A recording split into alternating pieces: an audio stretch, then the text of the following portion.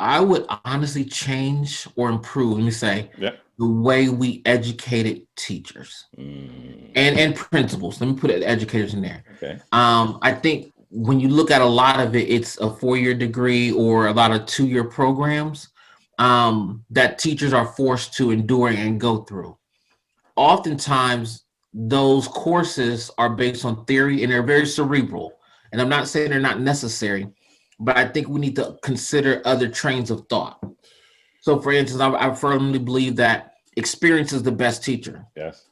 So instead of teachers spending 3 years in the classroom or 4 years in the classroom, how about they spend 1 year in the classroom and the other 3 years teaching? So you're doing more on-site practicums, getting those experiences, and not only experiences in the classroom setting, but in diverse settings.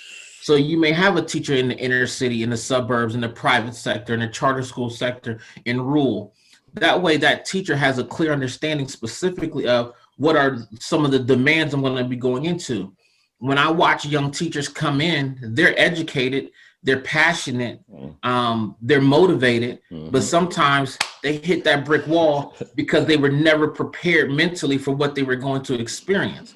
And I think we did a good job in education and training teachers and again principals as well. I think that would help them out a lot because every environment is unique and presents its own different set of dilemmas.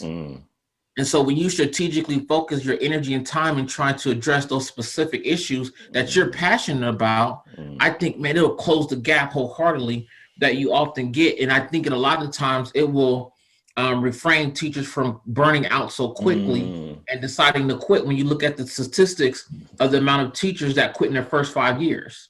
You know, we want to give them a heads up what we're going into. So I think that's a big one. And I think really, and I'll say this more so from a leadership standpoint, we need to do better at supporting teachers in the social emotional learning for themselves.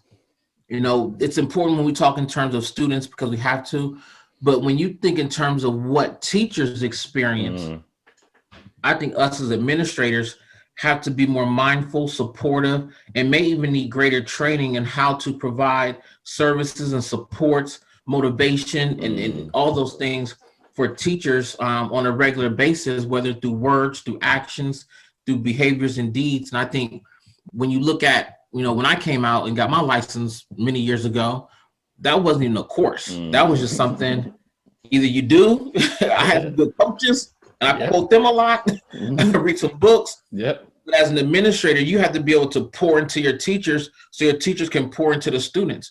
So I really think that that needs to be looked at too in regards to how are we motivating?